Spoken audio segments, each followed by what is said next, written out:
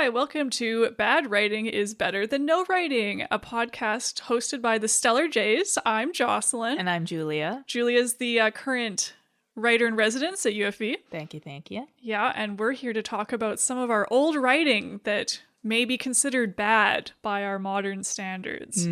I think they were bad back then, too. It's very possible that they were also not very good at the time that we wrote them. But the idea of this podcast is to just make everybody know that it is all right to write writing that can be considered bad by some, even most, because that is always just the stepping stone to better writing.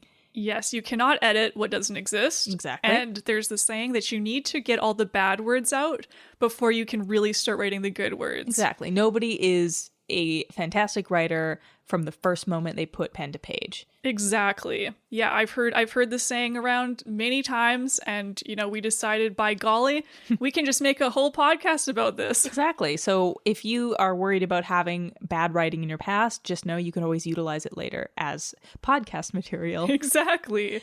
Yeah, so we are continuing the first story, the first of our little series here. We are looking through my story, which is called Feathers of Night. It is written by my past self at around age 14 or so.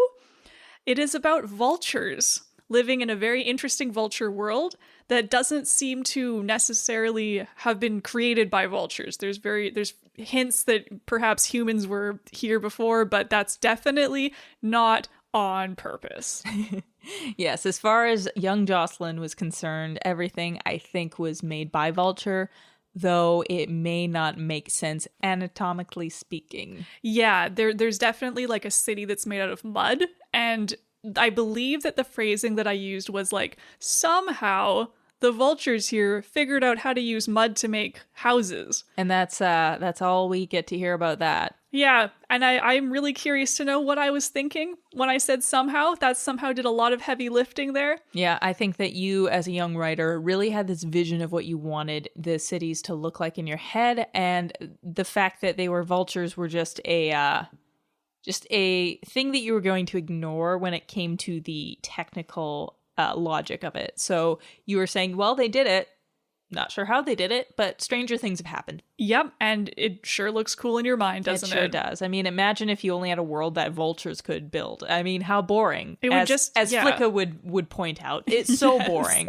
Just nests, perhaps. Ugh. Yeah, so speaking of Flicka, for those just tuning in now, we have a little cast of characters here. We have Flicka, who is part of the Sabinland Desert Troops, which honestly is probably more like a mercenary group that lives in the desert, because it seems that people don't actually know if they exist or not, and they don't really seem to care much for outsiders. And like mercenary meaning they're just for hire, correct? Yes. So they, in a very, very bold business choice, decided to situate themselves in a place that is very hard to get to for potential clients. Yes, and Flicka is here because she was abandoned here as an egg, which does imply that someone found their way to this mysterious Sabinland Desert Troop compound, right? Left an egg there, and then just disappeared. I think that this desert is not as hard to get to as people keep saying it is. Maybe there's rumors going around that the Sabinland troops are actually spreading themselves. Maybe they want people to think that it's really hard to find them because they just don't want to have to deal with like random vultures showing up. Those are their clients. This is a bad business model. Yeah. I think the important thing, the whole like design sense in this whole story is it cool? And honestly, what's cooler than a mysterious group of vultures that just live maybe in the desert? Right. And they're just really good at whatever it is they do. I imagine it being similar to like a business being located in Hope. And Wow. if you're willing to make the drive, then you deserve to be a client of theirs, I suppose. You're actually serious. That's a really good point. Yeah. Yeah. So for anyone thinking of making a business, you should just take that into consideration. Should you build in Hope just because then the people who make it from Abbotsford really want to be there? It is flawless as a business model. Listen to us. We know what we're talking Yeah, about. but for real, no hate on Hope. Beautiful place. Just far away. Very, very far away. Yes. Okay, so Flicka's the one who's living in the desert with the army troops. There's Sagareth, who is the king's son. He's a vulture who flew away from home and then has discovered a possible pirate plot to kill his father. And rather than just return to his father and apologize and tell him about this plot, he decides to go and try to find these vultures in the desert. Yes, in hopes that he can hire them to assassinate or kill these pirates, I suppose. Yes. The way that these vultures are talking about the pirate vultures, it almost seems as though there's like a prophecy or something. Because in some ways they're saying like, oh, there's that nonsense about all the vultures uniting against the Blackfeather Nation because they're the pirates. And that's such a weird thing for someone to just say. Right. Whenever you hear about nations uniting in a fantasy world, right. It's always a prophecy. But I have not actually mentioned any vulture prophets or where this idea came from. Right. I'm surprised that you didn't utilize this prophecy thing if it was so common. But, I guess Jocelyn's flying against the grain. Yes, indeed. And finally, the last three major characters, the last two major characters. Right. There's Zero. We call him Zero. His full name is Zarathos, of course. It's 3 syllables long as they all should be. Except for Flicka. Yeah, she's just different. Yeah, she's quirky. She's not like other vultures. Girl vultures. It has to be made clear, apparently. Oh, the tragedy of being a young female writer and just thinking that you have to make sure that you're one girl character. There's got to be at least one. Yeah, the token girl character is like that's her personality as being a girl. I sure hope she gets more, dude. Oh, I know. Oh man, so sorry. So far, this has not passed the Bechdel test or whatever it's called. Yeah, no, it sure doesn't. Oh golly, yeah. Let's hope we get somewhere here. Right. So we got Zarathos and Malfin. They are vulture buddies. Malfin, we have just learned, is runaway royalty himself from a different realm. He seems a bit older. He has an eye patch from a mysterious fight or a war he was part of. Mm-hmm. And Zarathos is his healer friend. Zarathos Zero is so far the favorite character because he has a bunch of little he likes to swear. He likes to do little curses like, good squirrels and buy blackberries. How could you say that? Yeah, he has a colorful vocabulary and we love him also for his tendency to spill tea and spread gossip. Yeah, he's got a personality, that one. Yeah. About the only one. Yeah, that's why we love him. Yeah. And these two have been sent to find Sagareth, the king's son, by their friend Sintothros Viroser. I'll just add in that last name because I worked really hard on it. And that Sintothros isn't super important. He's like the head healer vulture, so he sends these two off. I imagine he takes the place in the whole writer's thing as the mentor.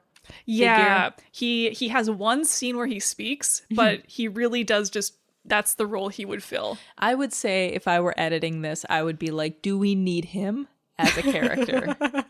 I don't think we do. Currently, from what I've been giving in this story so far, no. Yeah. Because Zarathos seems like he's got it handled, and Malfin seems it would honestly just work for them to be friends. Yeah, and Zarathos has been taking care of him. You already have that dynamic that I imagine will happen of the odd couple. We have Zero, who is the more messy, forgetful, fun character, and then we have the more serious character of Malfin. Yeah, Malfin is his foil, kind of, right? Yes, absolutely. Like Malfin already has been established to have a little bit of like regret and a dark past, sure. And Zarathos being kind of messy is such a great contrast to that. So the third guy is we'll see if he has any use later on, but otherwise young Jocelyn, you can cut him. Yeah. So as we pick up on chapter 4, we are back with Flicka in the desert, and Flicka had just heard mysterious wing beats coming in from outside the desert, and she immediately realized like this could be a stranger, a strange visitor. She was pretty sure that from what she could hear of the wing beats that it was the king's son or someone royal, which is very interesting. It really There's implies a royal wing beat. Yeah, it definitely implies that like it's similar to our time where if you see someone carrying themselves in a certain way, you might be like, oh, maybe they're from a different social class. Right. But in her case, she can just hear it from a great distance. Yeah, and so she has been whining about how bored she was being situated in the desert. Finally, she gets some excitement in the form of this mysterious stranger and immediately decides that she doesn't even want to go see it. Yeah, no, Wutor is her general captain person. Yeah, leader, and he's like, you're coming with me. And she's like, do I have to? Yeah, because remember, this is written by a 14-year-old girl, and usually most things that are required for you to do outside the comfort of your bedroom are things you do not want to do. So her automatic reaction is not any kind of ambition. It is just, really? Yeah. Can I just stay here? She's like, can I just like go back to the cactus and just eat? Where she was extremely bored before. Mm-hmm. She's been doing nothing but complain about how bored she is. Yeah. So here we have Flicka. She's being thrown into excitement. Against her will. Against her will. Okay, chapter 4. Oh, all caps locks and more of those question marks, exclamation marks incoming. So I'm going to lean back. Okay. You what? Screeched Flicka. Screeched is such a great word. Yeah, it does go in line with the characters for once. Yeah. Wutor winced and rolled his eyes. For someone with sensitive ears, Flicka, you sure have a knack for deafening those who don't. We've had so many people shout in the last 2 chapters. I know. And like so many, and well, 2 of people being like, wow, you sure know how to shout. Yeah, they got a little spice, you could say. Yeah. A little bit of like, oh, like what's your problem? Clenching her talons tightly around the dead tree branch she was sitting on, Flicka said much more quietly, you what? In italics. Yeah. I am ordering you to go with this vulture to the Thorvicus realm. Are you saying that we've skipped over the introduction of Sigareth completely? It appears so. Wow, imagine being here for the action. Yeah. You will have to, because I'm not going to tell you how that went. I was looking forward to it. I know, like that could have been so interesting. This was his plan. He's like, well, my first step of my grand plan is to see if these people exist, see if these vultures exist. And so we just did not see that plan being carried out. Yeah, and Flicka doesn't even get a moment to be like, who is this vulture really? Like, having some interesting thoughts about, like, why are they here? Yeah, she can't even, like, glory in the fact that she'd gotten it right. Like, oh, yeah, this is a royal vulture. My ears are so good. Yeah, instead she's screaming in front of Sigareth, apparently. She needs to learn some decorum. Yeah. She's in the army or whatever. Yeah, honestly. Yeah.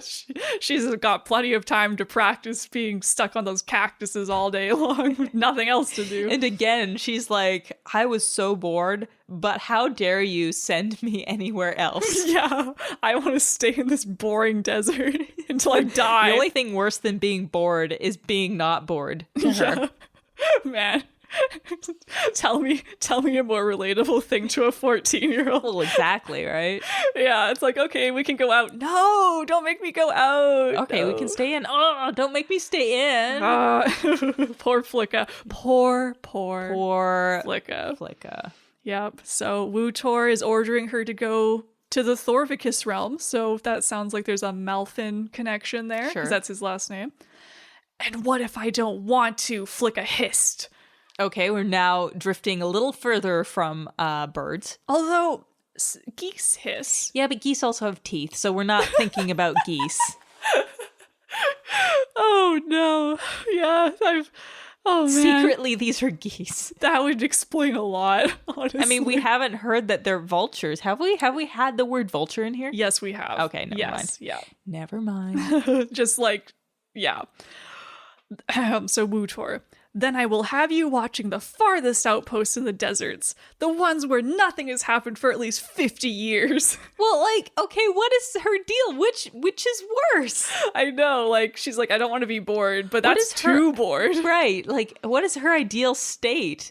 No, like, I guess she just wants to sit there and hear things. That's it. Yeah, I think you touched on it last episode a bit, but she said she just kind of wants praise, but Yeah, like, that's it. She just wants to listen to things, be right about them, and receive praise. And then she's more than happy to just sit there on the cactus. yeah.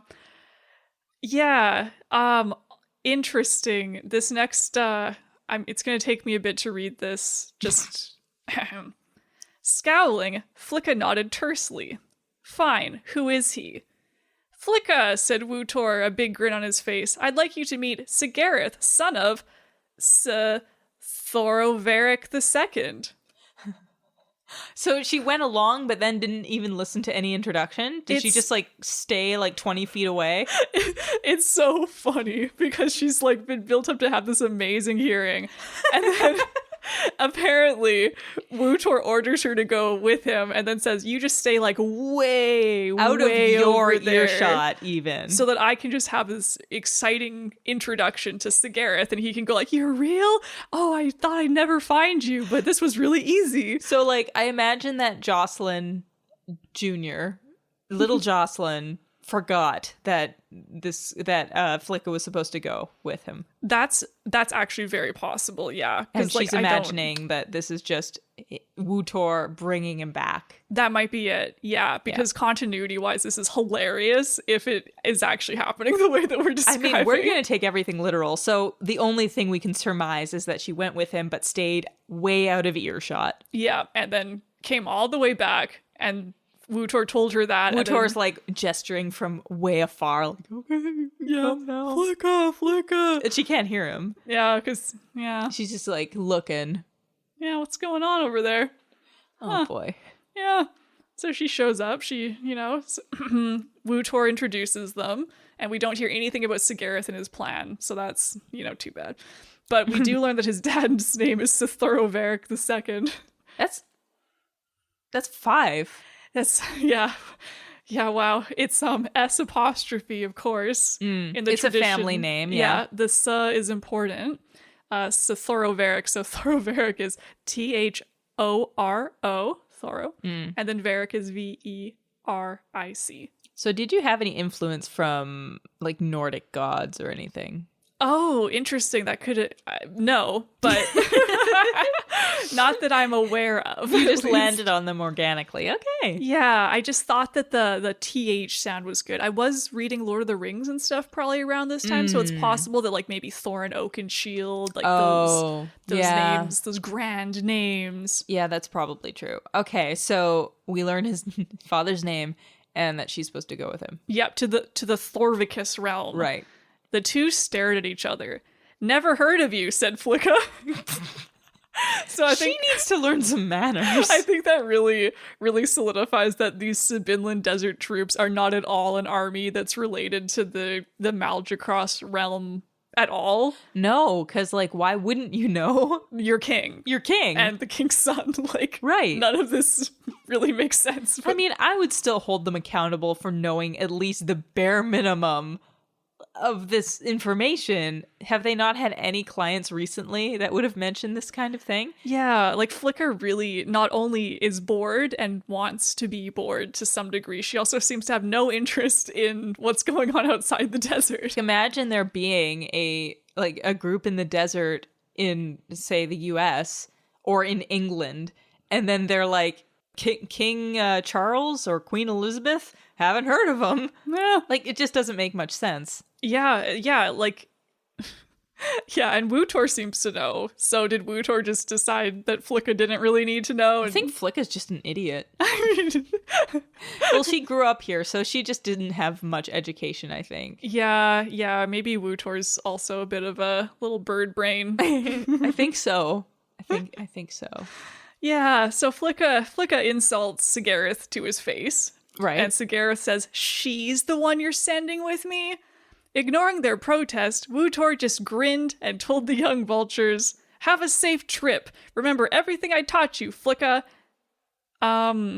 Sorry, this next part says Anner be polite.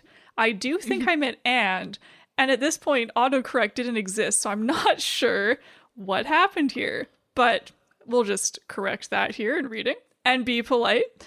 Sigareth, don't forget what I told you. And both of you, I hope there are good winds. Don't forget what I told you. Love that we don't get to know that information because she's conveniently out of earshot. That's also such a teenager thing. I read, like, when I was younger, I was reading things by, like, teenagers, and there was always things like, oh, don't forget that. Right. Because we were so influenced by this concept of these authority figures giving advice and also keeping information away from us. So the adults in these stories always had a plan that they weren't giving us the information about.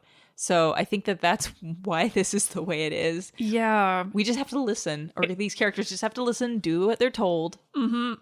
I do think it is that thing where I'm following how a story is supposed to go, but I don't really know why it is going that way. You're looking at authors also as these authority figures in a way. So you're writing the way they write, but you're not sure why. Yeah. Yeah. I mean, hopefully we find out what he told Sigareth, but I wouldn't be surprised if it was just like, believe in yourself. Oh yeah, because know? all these adults have such ways with phrases that they totally make up and are totally unique. Mm-hmm. Yeah. Believe in yourself. Yes, yes. Listen to your gut. Yeah, listen to your crop because you're a vulture. I can't hear it. Well, then eat more rocks. What's wrong with you? You need to have a fully functioning crop. Sorry, maybe that's a gizzard. I'm like a little rusty on the bird anatomy, but yeah. Weird fun fact aside, did you know that vultures can survive anthrax? Their stomachs break it down. Wow. Yeah. Good for them. Yeah, cool fun fact. Anyway.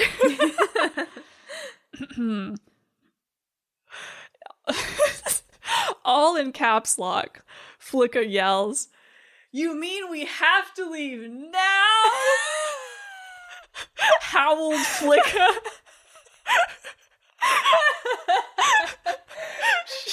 She's doing it again. She's a wolf. She's howling at the moon. Oh man, everything's amped up so high with her. Oh yeah, she cannot chill. No. Oh my god. Yes, roared Wutor. Oh wow. This is getting into my immortal territory of description. Oh my goodness, like bellowed, howled, Roared. Yep. You leave now, please. Well, at least he said please. Yeah, all is forgiven. Sigareth cast a doubtful glance at Wutor, but turned to Flicka and nodded. I guess we'd better be off. Flicka just snarled in answer.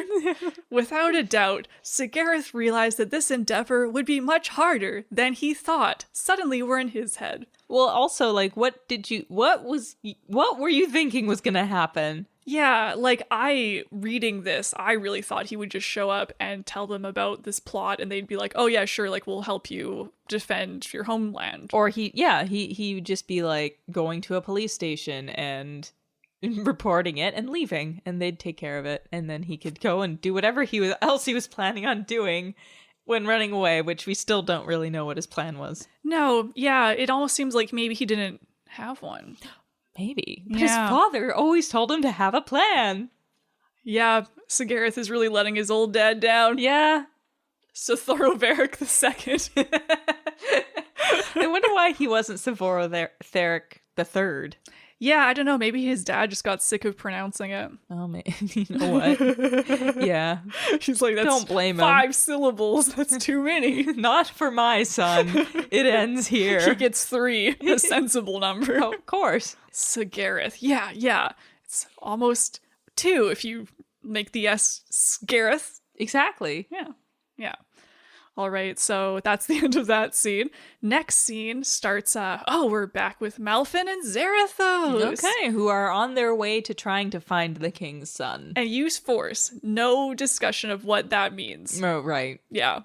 We assume kidnapping, but hopefully we'll find out soon. Yeah, I'm interested to see how vultures will do it. Yeah.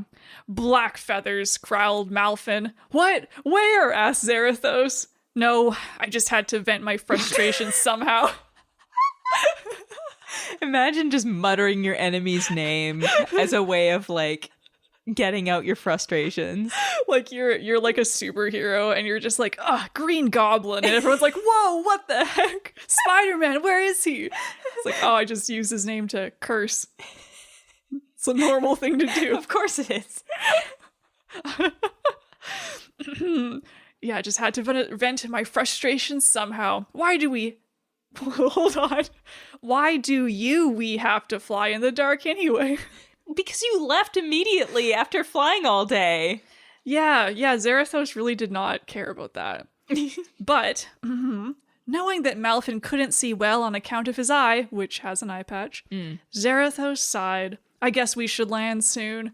Soon meaning 2 hours ago. Oh, wow. Yeah, I really like that they have a concept of time. I know. 2 I'm liking the hours. spice there. Yeah, he's a little feisty. Yeah, a little crabby. Yeah. Yes, you're right. This night is the only... Yes, you're right. This night is when only the night birds could fly in. Probably owls? Is that in there? It just says night birds, but they're capitalized. So Is that owls? Maybe there's Have we special suddenly ones. like moved on to different ways of naming animals? Because before now, we have had the normal names for all animals. We've mentioned vultures and voles and all that. Marmots, squirrels. So is this a category of bird, or are we suddenly going the warriors route and renaming things to very literal names like the night birds? It's such a great question. I wonder if we'll actually meet one. Yeah, because what other birds are at night? I actually don't know. Yeah, it's basically just owls. Yeah. Yeah, or migrating ducks and geese. So I migrating don't birds. think that that's who you were talking about, probably. I don't think they would have. I don't think there's going to be a single duck in this whole book because they just weren't cool enough for What me. a shame. I Yeah. know. Oh, well. We just talked about how geese have teeth. It's a missed opportunity. Yeah, young Jocelyn doesn't know what she's missing. I know. This night is the one only the night birds could fly in, and every night. Malfino Thorvicus, Zarathos said, why are you so grumpy, or even grumpier than usual? Malfin sighed and didn't answer. Oh look, an inn, Zarathos cried.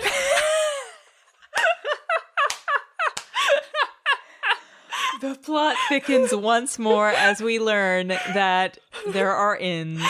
Wait, did we just imagine, or was there like a bar that the black feathers were chatting in? We just imagined that. We actually had no idea how Sigurd heard that conversation. Okay. Well, now we have reason to believe they were in a vulture bar because there are vulture inns. I know, it's so funny. It's an inn. Like, I'm picturing a human inn. Yeah. One made out of wood. What with, else like, are we tiles? gonna imagine? Yeah. Big ol' fireplace and all that. Okay, maybe I'll describe it. Let's see. Here we go. At least that brightened Malfin up. Soon the two were spiraling down to an enormous and brightly lit tree. So Okay. that's Brightly lit, though. So have they lit a fire inside a wooden tree? what a great question. Okay, let's find out. Laughter could be heard from the main hollow and also the sound of music. So there are vulture There's vulture music. vulture musicians, I'm assuming. I mean, their voices are not quite up there. they aren't like songbirds. It's very true. That's for sure. So I can only imagine there's instruments. Yeah, perhaps there's no one singing here. It could just be No. like the stereotypical like fantasy generic strings. Yeah, even though I'm imagining the Cantina band from Star Wars. Oh, that'd be amazing. It is not, I assume. I wish that vultures could play woodwind instruments. Oh, I think that's one of the only instruments that they definitely couldn't with their mouths. I know. They're even though Flicka gritted her teeth that one time, Yeah. you can't really play a woodwind unless you can, actually blow into it. Right. We have not yet heard of vulture lips, although the grinning would maybe suggest that, but we can get away with grinning even if they have teeth. Yeah. So they could play the harp. Yes. So Yep. the harp is something a vulture could play. Yeah, harp, lyre. Yeah. The guitar, but badly. The guitar would be so good. Like, just perched on top of it, trying to make it work. They could do something with like a slide guitar with their beak. Xylophone. They could. They could also play the piano, I'm sure. Yeah, that would be really interesting if there was a piano inside this tree. Like, it really feels like they would have had to bring up, like, oh yeah, all but of the we stuff know and then made that it in the tree. In this book, literally the sky's the limit. Yeah, that's true. That's true. They probably just got like a bunch of big vultures to just lift a whole piano up here. They may have even utilized the power of bigger animals because we've not heard of any animals larger than vulture, but we have the moose. Right, the dead moose that Malfin hated eating. Exactly. So, maybe they got a moose to help them. Let's continue. Yeah. Let's see. All right. Remember, let's not draw attention to ourselves, all right? Malfin whispered as they landed in the chamber. My good friend, when have I ever drawn attention to myself? Oh, that's Zero. Malfin grinned. What a rapscallion. Some too many. They have a rapport going on They sure here. do. Yeah. Hey there, you want a room, eh? Well, it's pretty crowded, but we'll find a way to squeeze y'all in. They just assumed. A large, blustery type of vulture. I don't know what species that is, but I'm not sure. I'm trying to imagine. blustery type. Yeah. Strode up to them and gave them a once-over. Traveling together? Yes, said Malfin. He was slightly surprised that the innkeeper hadn't mentioned anything about them, but he shrugged it off. Well, give him a sec. Yeah, it's true. It's been 2 seconds. Like, is that guy gonna say, like, so where'd the eye patch come from? Yeah, exactly. What's with the eye? Dig up all of his baggage, his horrible past. But he shrugged it off. That meant that the innkeeper was the smart type and wouldn't question two strange-looking vultures traveling to the last inn before the Twither Inn in the lands near the Sabinland Desert. Well, wait. Okay, they know the inns intimately, apparently. Not this one, though. No, This they know one's this unnamed. other specific one, but this one is just like, oh, it's an inn. Must be Yeah, new. Also, yeah. as a side note, I am looking forward to when Flicka meets Malfin because she's going to say something about his eye patch. Oh, that's so true. Yeah, she cannot keep her mouth shut. No, she is so rude. She's going She's to so rude. She's going to bring it up right away. Yeah, and Zarathos is going to be like, what? Good marmots, what's wrong with you? Oh, that'll be good. Okay, so we're in this inn, and Yeah. we've just met the innkeeper who has had 2 seconds to speak, and And Malfin's immediately like, oh, they're a smart innkeeper. They're not asking us any questions. Right. They're not saying like, where'd the eye patch come from? But then here we have him saying, so, where are you two headed? The innkeeper asked. Then again, maybe not, is what Malfin thinks to that. what's wrong with that? I mean, unless we are in a city or a place where it's like really, really sketchy and you just mind your own and you're not supposed to ask this kind of thing. But, I don't know. Yeah, maybe Malfin's just kind of grumpy that way. He's like, He is. He's like, no one should ask me any questions. Don't talk to me. He's more like a millennial. I think so. I was looking into the future. Yeah. Does that mean that Zero is like a Gen Z? Oh my goodness, that'd be so funny. With all his phrasings, Yeah, he will not stop making them up. Yeah. Oh, just seeing the sights and visiting acquaintances, Zarathos said. The king's son was, after all, an acquaintance. Oh, we don't care about them lying. Oh my god. I love how the author's like making us know, well, they're not technically lying. Love that. Yeah, we have to make sure that, like, Zarathos only tells the truth. Yeah, Yeah, these are the heroes, they can't lie. of course. Yeah. The king's son was, after all, an acquaintance, even if he was a very brief acquaintance. Really? The innkeeper didn't sound too convinced, which What? is Why? Why? That's such a normal response. We're seeing the sights and visiting friends. It's like, the TSA or the whatever asking you as you get off a plane, what are you here for? Oh, vacation. Really? Yeah, this innkeeper's not having it. This innkeeper's like, are you sure you're visiting friends? Like, you guys have friends? Guy with an eye patch having a friend? Yeah, right. Well, 2 hollows are open up on the second branch. I suppose you won't want anything else?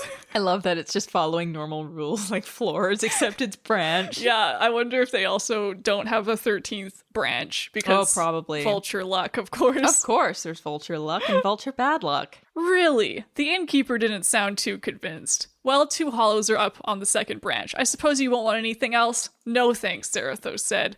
They both flew out of the room and up to the empty hollows the innkeeper had mentioned. Well, Malfin, he began. That wasn't so bad, was it? If you're referring to going out in public, this is a sad excuse for public. What the heck?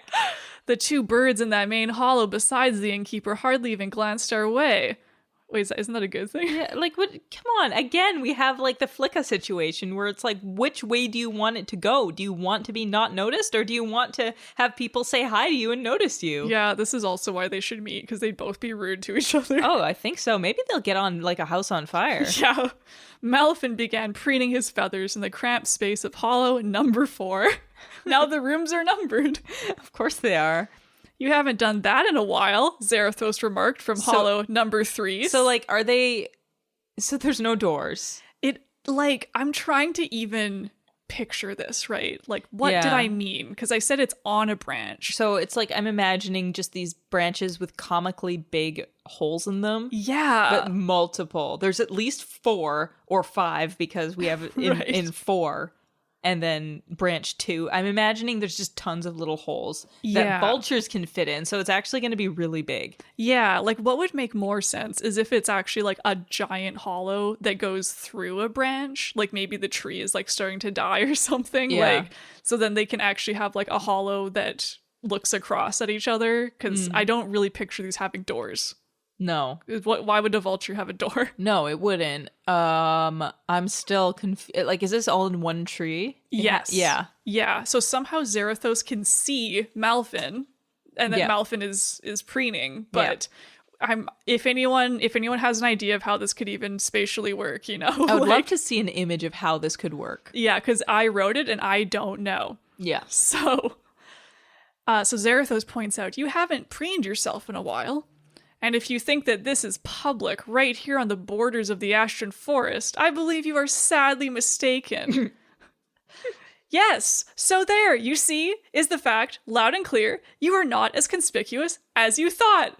So it sounds like Zarathos kind of got tired of him for a bit there. Yeah. Malfin just snorted. Right, let's get some shut-eye. Oh, yeah, definitely for you. My one That singular. Burnt marmots, thought Zarathos. At least he's not depressed like he used to be. What part of this isn't, like, depressing? Yeah, I'm kind of like, maybe he's more depressed than he used to be. I think this is making him worse. He tucked his head under his wing and tried to forget about the outside world. Wait, and who is trying to forget? This is Zarathos. Oh. End scene. Wait, so now we have this really downward mood of Zarathos at the end there. He was fine. Yeah, he was just kind of like, oh, he's my friend, like he's going through a rough patch, but like I'm calling him out when he's being like too much of a downer. Right.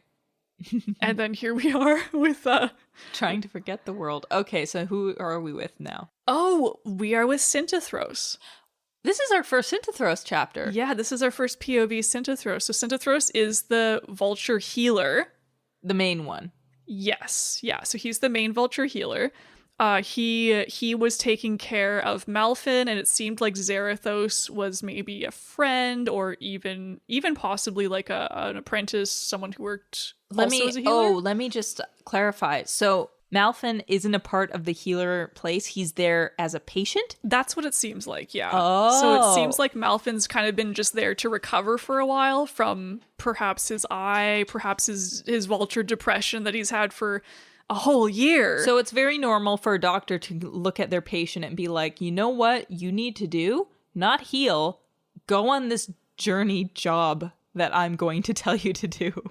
I know. I do wonder if maybe Malfin is just hanging around because it's been a year. So you would think his eyes should be healed at least by a year, even if the inner wounds are not healed. He's in there for his mental health. Yeah. Although, coming from a 14-year-old written, quite a long time ago at this point, I really don't know how aware I was of mental health at this point. Any awareness that you had of mental health was negative in the sense where you're like, well, he should have been better by now. Yeah, he's getting down on himself because he's been depressed for a whole year after losing his eyeball. Isn't that crazy?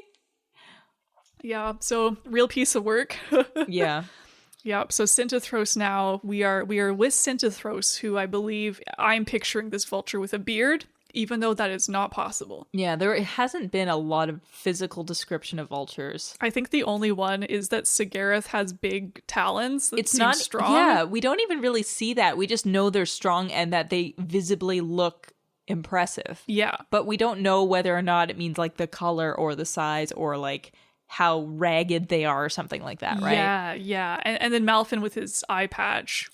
Scarred face. Okay, so Malfin has had enough description, but we also don't know like the coloring or anything. No. We don't know what kind of vultures these are. No. And like I think I said before that I wanted these to be like griffin vultures probably just because they're so pretty to me. But we wouldn't imagine that. When we see vultures in our heads, we see like the turkey vultures. Yes, we absolutely do, especially if you're from this neck of the woods. Exactly. Those are the vultures you see in BC. Yeah. Yeah. So yeah, it's a really good point. Well, but that's why Synthethros has a beard. Yeah. Right. Okay. Here we go. A bit of this, a bit of that, and there, you're free to go, Synthethros said to the sparrow. I want my doctor to talk to me like that. Yeah. Just like a salt shaker over my head, almost. A bit of this, a little bit of that, and you're free. Just like raining some prescriptions down on you. Exactly. Why, thank you, Master Synthethros, the sparrow replied. So now we know that sparrows have conscious thought. Well, yeah, and doctors are referred to as master and not doctor or anything. Interesting catch. I did not catch that. Yeah. Please, just Synthethros, thank you. Okay, so it's not like a title. Yeah, Synthethros isn't one for titles, apparently. Okay, all right, yeah. Synthethros. The sparrow nodded and flew off. I wonder how Malfin and Zarathos are doing, Synthethros mused. Free for the moment from injured animals, he turned and looked at his supply of herbs. If only Zarathos had remembered to bring some Cacadar briscalos back with him, Synthethros thought. I think I made that term up. I don't think that is a real herb. I was trying to think, like, do I know this? It is not thyme, that's for sure. Okay. Oh, well, it can't be helped. I'll just have to scrimp on that plant. Healer Sint. What? Wait, what? So this newcomer says Healer Sint, but it's spelled, it's like his shortened name. Okay. So that's S-C-Y-N-T. Okay, so now we have a new kind of title, which is Healer Sint. Yeah. And then Synthethros' response to that is a what? Like, sure. Kind of like an ultimate Canadian, the A. Right. Yeah. A large, mangy vulture stood in the cave's entrance. You are requested to come with me. Okay. Warning bells echoed in Sint's head, but he ignored them. Why? Is someone sick? So I really love that warning bells exist. I know. The concept of bells exists. Like there are vultures who have figured out how to smelt metal. Yeah, of course. Yeah, vulture blacksmiths, vulture metalworkers. This growing list of vulture professions. It's incredible. Yep. And now we have vulture threateners here. Chuckling, the vulture grinned. I suppose you could say that someone will be sick if you don't come with me. I don't know if I'd go with this guy. Synthethros said. You're threatening me. Did he actually? He did say that. Okay. All right. Well, at least he's not just like, well, okay. Synthethros is aware that he is in danger, so that's great. All right, good. I prefer to think of it as... The big vulture paused. Ah, yes. Negotiating. I don't like this guy. He's a little bit too smug for me. Yeah, he likes using ellipses. Oh, he's an ellipses user for sure. He really chews on those pauses. Yeah, with his vulture teeth. With his vulture teeth. I see, Syntothros said. And what are you negotiating with? Can you feel the tension? I can feel like some kind of tension. Follow me, or the next animal that comes in here is food. Well, how different is it, though? The next sentence. A bunny rabbit hopped into the hollow. Timing.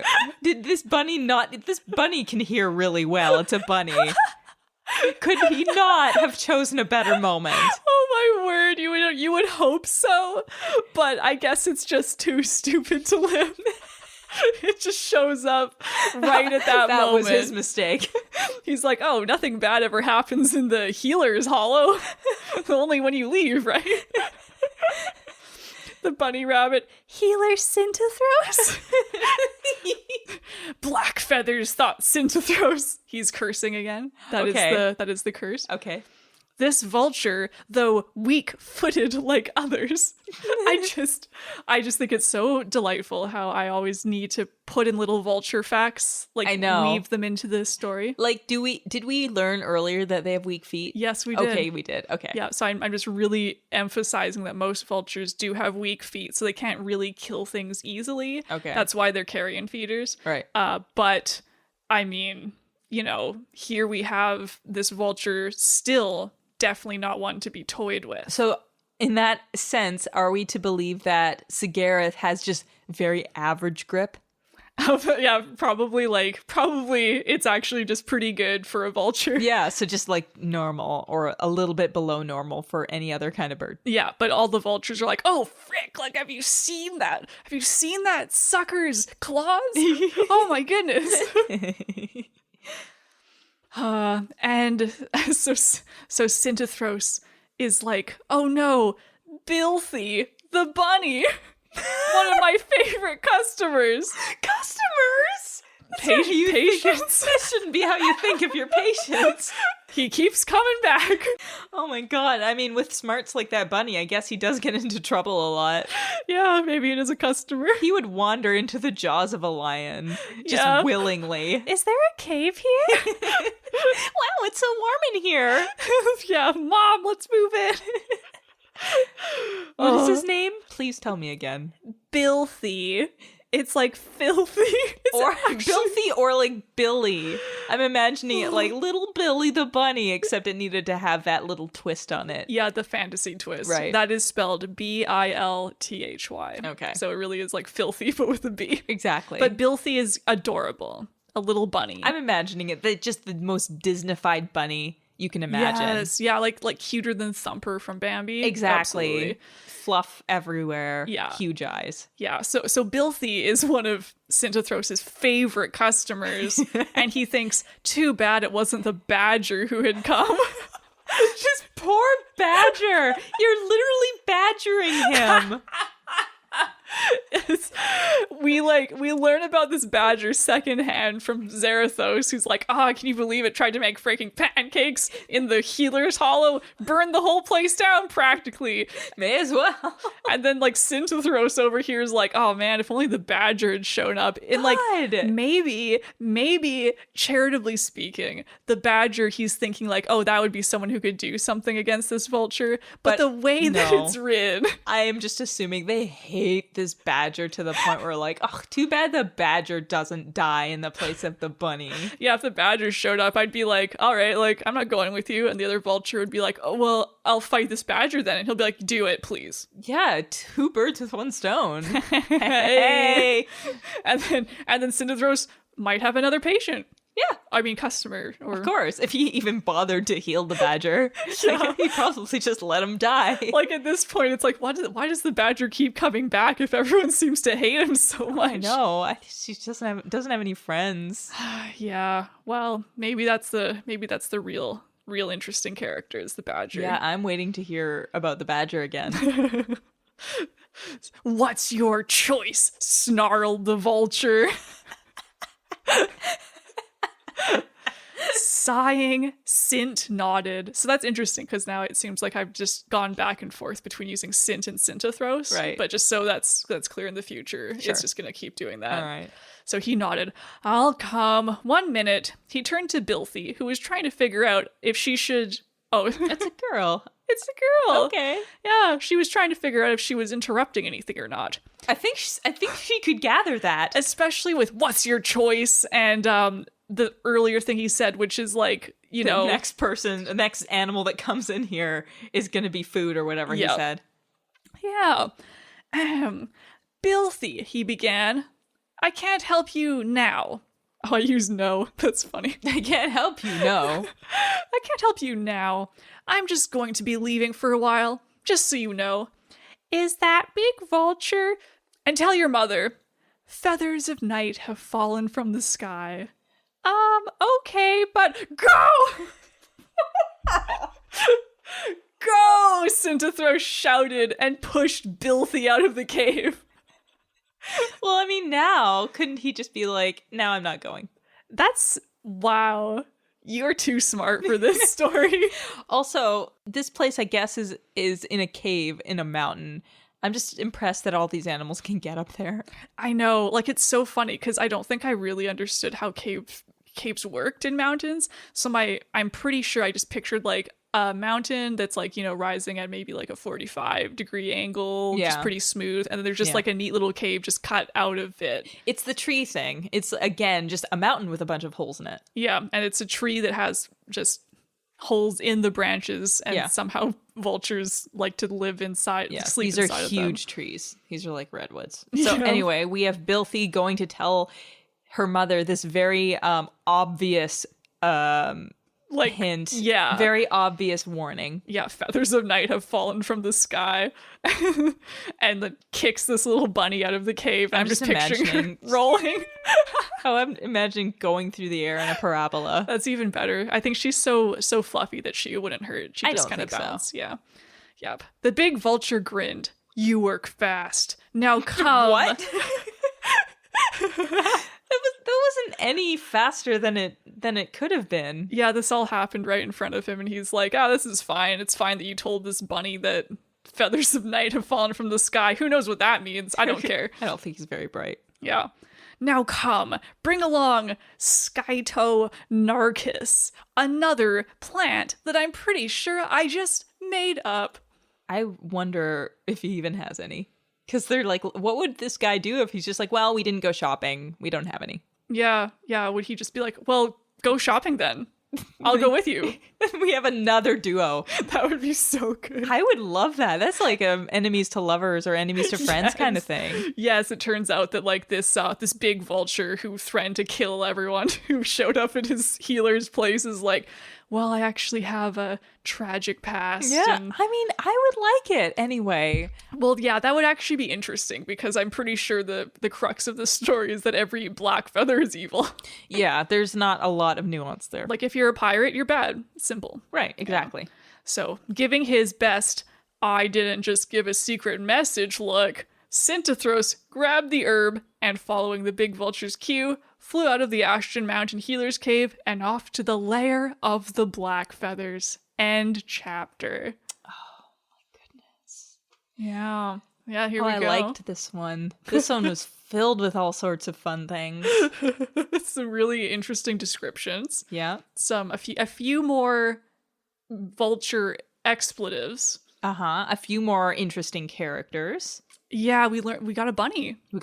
We have had the first really on-screen, on-page animal that isn't a bird that has a speaking role, I think. True. I don't think that we've had any others. We've just heard about them, that freaking badger. Yeah, exactly. Yeah. Unbelievable, that badger. So we also have,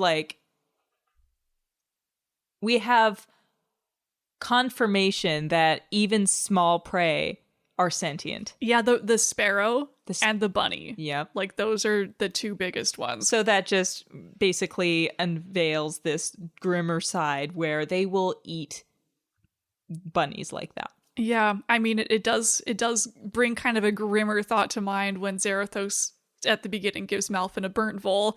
Was that one of the patients once? Yeah. Like one of them that didn't quite make it. Yeah, the badger actually like killed them by accident, maybe. Like, who knows? I'm just imagining that Synthethros just didn't heal this one properly.